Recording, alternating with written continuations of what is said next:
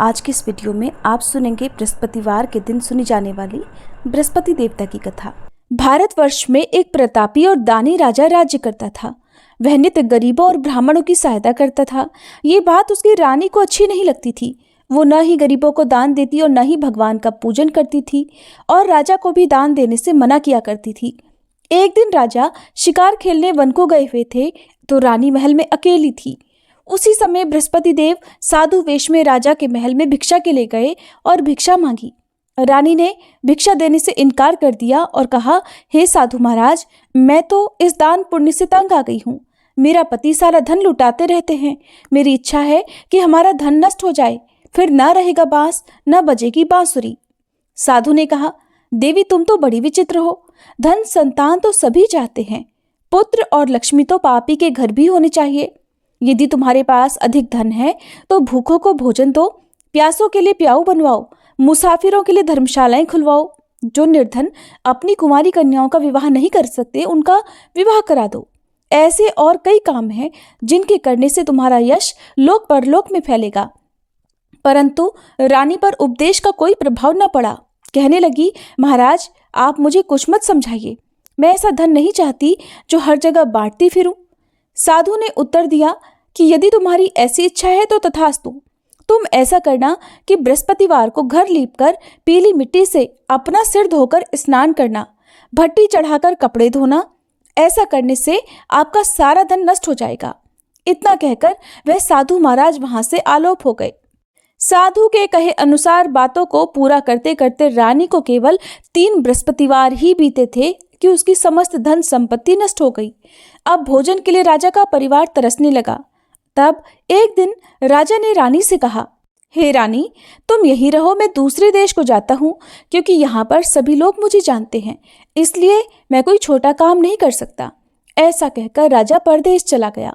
वहां वह जंगल से लकड़ी काट कर लाता और शहर में बेचता। इस तरह से वह अपना जीवन व्यतीत करने लगा। इधर राजा के परदेश जाते ही रानी और दासी दुखी रहने लगी। एक बार जब रानी और दासी को 7 दिन तक बिना भोजन के रहना पड़ा तो रानी ने अपनी दासी से कहा, हे दासी, पास ही के नगर में मेरी बहन रहती है, वह बड़ी धनवान है, तू उसके पास जा और कुछ ले आ ताकि थोड़ी बहुत गुजर बसर हो जाए। दासी रानी की बहन के पास गई।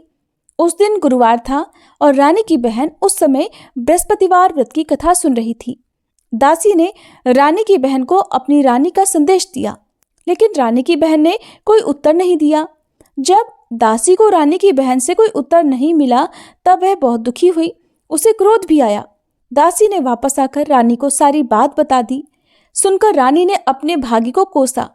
उधर रानी की बड़ी बहन ने सोचा कि मेरी बहन की दासी आई थी, परंतु मैं उससे नहीं बोली, इससे वह बहुत दुखी हुई होगी। कथा सुनकर और पूजन समाप्त करके वह अपनी बहन के घर आई और कहने लगी, हे बहन, मैं बृहस्पतिवार का व्रत कर रही थी। तुम्हारी दासी मेरे घर आई थी, परंतु जब तक कथा होती है तब तक न तो उठते हैं और न ही बोलते हैं, इसलिए मैं नहीं बोली। कहो दासी क्यों गई थी? रानी बोली, बहन तुमसे क्या छुपाऊं, हमारे घर में खाने तक को अनाज नहीं था। ऐसा कहते कहते रानी की आंखें भर आई। उसने दासी समेत पिछले 7 दिनों से भूखे रहने की बात अपनी बहन को विस्तार पूर्वक सुना दी। रानी की बहन बोली, देखो बहन, भगवान बृहस्पति देव सबकी मनोकामना पूर्ण करते हैं। देखो शायद तुम्हारे घर में अनाज रखा हो। पहले तो रानी को विश्वास नहीं हुआ, पर बहन के आग्रह करने पर उसने अपनी दासी को घर के अंदर भेजा तो उसे सचमुच अनाज से भरा हुआ एक घड़ा मिल गया। ये देखकर दासी को बड़ी हैरानी हुई। दासी रानी से कहने लगी, हे रानी, जब हमको भोजन नहीं मिलता तो हम व्रत ही तो करते हैं, इसलिए क्यों ना इनसे व्रत की कथा और विधि पूछ ली जाए ताकि हम भी व्रत कर सके। तब रानी ने अपनी बहन से बृहस्पतिवार व्रत के बारे में पूछा। उसकी बहन ने बताया, बृहस्पतिवार के व्रत में चने की दाल और मुनक्का से विष्णु भगवान का केले की जड़ में पूजन करें, दीपक जलाएं, व्रत कथा सुने और पीला भोजन ही करें। इससे बृहस्पति देव प्रसन्न होते हैं। व्रत और पूजन विधि बताकर रानी की बहन अपने घर को लौट गई। 7 दिन के बाद जब गुरुवार आया तो रानी और दासी ने व्रत रखा। घुड़साल में जाकर चना और गुड़ लेकर आई, फिर उससे केले की जड़ तथा विष्णु भगवान का पूजन किया। अब पीला भोजन कहाँ से आए, इस बात को लेकर दोनों बहुत दुखी थे। क्योंकि उन्होंने व्रत रखा था, इसलिए बृहस्पति देव उनसे प्रसन्न थे। इसलिए वे एक साधारण व्यक्ति का रूप धारण कर 2 थालों में सुंदर पीला भोजन दासी को दे गए। भोजन पाकर दासी प्रसन्न हुई और फिर रानी के साथ मिलकर भोजन ग्रहण किया। उसके बाद वे सभी गुरुवार को व्रत और पूजन करने लगी। बृहस्पति भगवान की कृपा से उनके पास फिर से धन संपत्ति आ गई, परंतु रानी फिर से पहले की तरह आलस्य करने लगी। तब दासी बोली, देखो रानी, तुम पहले भी इसी प्रकार आलस्य करती थी। तुम्हें धन रखने में कष्ट होता था, इस कारण सभी धन नष्ट हो गया, और अब जब भगवान बृहस्पति की कृपा से धन मिला है तो तुम्हें फिर से आलस्य होता है। रानी को समझाते हुए दासी कहती है कि बड़ी मुसीबतों के बाद हमने ये धन पाया है, इसलिए हमें दान पुण्य करना चाहिए, भूखे मनुष्यों को भोजन कराना चाहिए और धन को शुभ कार्यों में खर्च करना चाहिए, जिससे तुम्हारे कुल का यश बढ़ेगा, स्वर्ग की प्राप्ति होगी और पितर प्रसन्न होंगे। दासी की बात मानकर रानी अपना धन शुभ कार्यों में खर्च करने लगी, जिससे पूरे नगर में उसका यश फैलने लगा। फिर एक दिन रानी और दासी आपस में विचार करने लगी कि न जाने राजा किस दशा में होंगे, उनकी कोई खोज खबर भी नहीं है। उन्होंने श्रद्धापूर्वक बृहस्पति भगवान से प्रार्थना की कि राजा जहाँ कहीं भी हो शीघ्र वापस आ जाएं। उधर वह राजा एक दिन दुखी होकर जंगल में एक पेड़ के नीचे आसन जमाकर बैठ गया। वह अपनी दशा को याद करके व्याकुल होने लगा। बृहस्पतिवार का दिन था। एकाएक उसने देखा कि निर्जन वन में एक साधु प्रकट हुए। वह साधु वेश में स्वयं बृहस्पति देवता थे।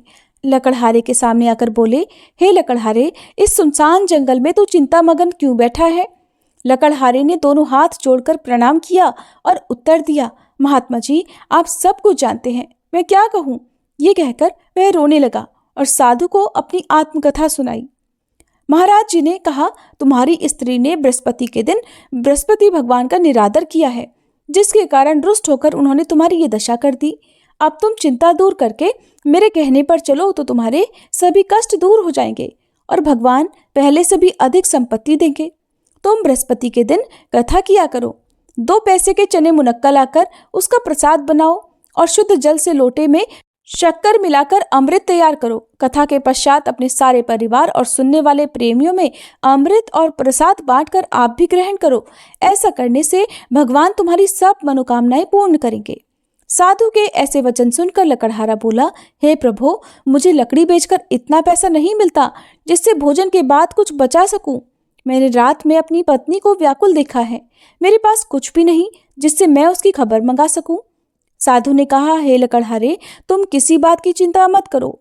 बृहस्पति के दिन तुम रोजाना की तरह लकड़ियां लेकर शहर को जाओ। तुमको रोज से 2 गुना धन प्राप्त होगा, जिससे तुम भलीभांति भोजन कर लोगे और बृहस्पति देव की पूजा का सामान भी आ जाएगा। जो तुमने बृहस्पतिवार की कहानी के बारे में पूछा है वह इस प्रकार है। प्राचीन काल में एक बहुत ही निर्धन ब्राह्मण था। उसकी कोई संतान न थी। वह नित्य पूजा पाठ करता, लेकिन उसकी पत्नी न स्नान करती और न किसी देवता का पूजन करती। इसी कारण वह ब्राह्मण देवता बहुत दुखी रहते थे। भगवान की कृपा से ब्राह्मण के यहाँ एक कन्या उत्पन्न हुई। कन्या बड़ी होने लगी। प्रातः स्नान करके वह भगवान विष्णु का जप करती, बृहस्पतिवार का व्रत करने लगी। पूजा पाठ समाप्त कर पाठशाला जाती तो अपनी मुट्ठी में जौ भरकर ले जाती और पाठशाला के मार्ग में डालती जाती। लौटते समय वही जौ सोने के हो जाते तो उनको बीनकर घर ले आती।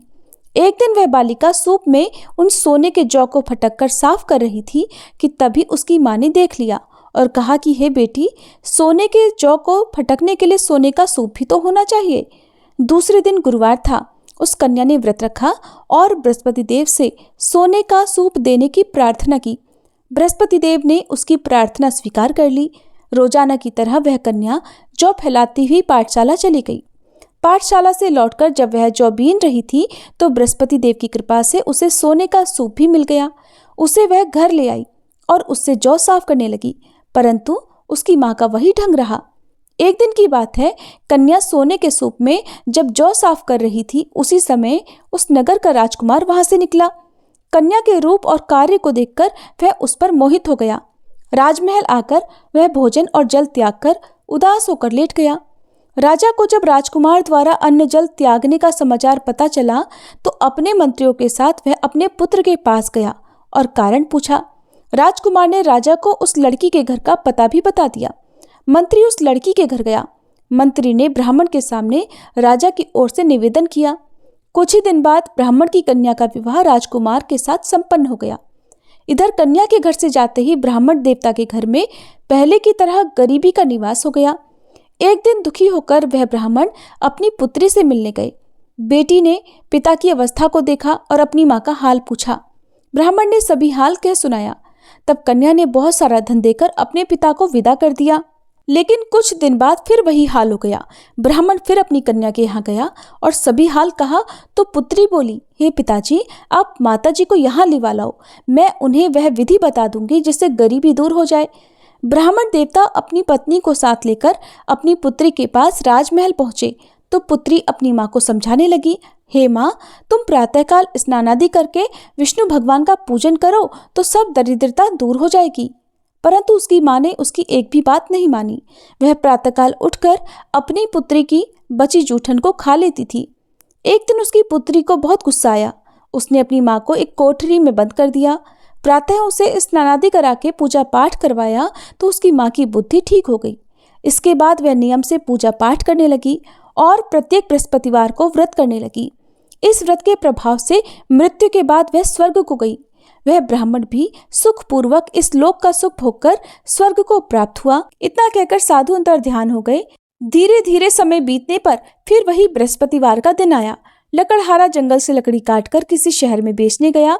उसे उस दिन और दिन से अधिक पैसा मिला। राजा ने चना गुड़ आदि लाकर गुरुवार का व्रत किया। उस दिन से उसके सभी क्लेश दूर हुए। परंतु जब दोबारा गुरुवार का दिन आया तो बृहस्पतिवार का व्रत करना भूल गया। इस कारण बृहस्पति भगवान नाराज हो गए। उस दिन उस नगर के राजा ने विशाल यज्ञ का आयोजन किया था और शहर में ये घोषणा कर दी कि कोई भी मनुष्य अपने घर में भोजन न बनाए, न आग जलाए। समस्त जनता मेरे यहाँ भोजन करने आए। इस आज्ञा को जो न मानेगा उसे फांसी की सजा दी जाएगी। इस तरह की घोषणा संपूर्ण नगर में करवा दी गई। राजा की आज्ञा अनुसार शहर के सभी लोग भोजन करने गए, लेकिन लकड़हारा कुछ देर से पहुंचा, इसलिए राजा उसको अपने साथ घर लिवा ले गए और ले जाकर भोजन करा रहे थे तो रानी की दृष्टि उस खूंटी पर पड़ी जिस पर उसका हार लटका हुआ था। वह वहां पर नहीं दिखाई दिया। रानी ने निश्चय किया कि मेरा हार इसी मनुष्य ने चुरा लिया है। उसी समय सिपाहियों को बुलाकर उसको कारागार में डलवा दिया। जब लकड़हारा कारागार में पड़ गया और बहुत दुखी होकर विचार करने लगा कि न जाने कौन से पूर्व जन्म के कर्म से मुझे यह दुख प्राप्त हुआ है, और उसी साधु को याद करने लगा जो कि जंगल में मिला था।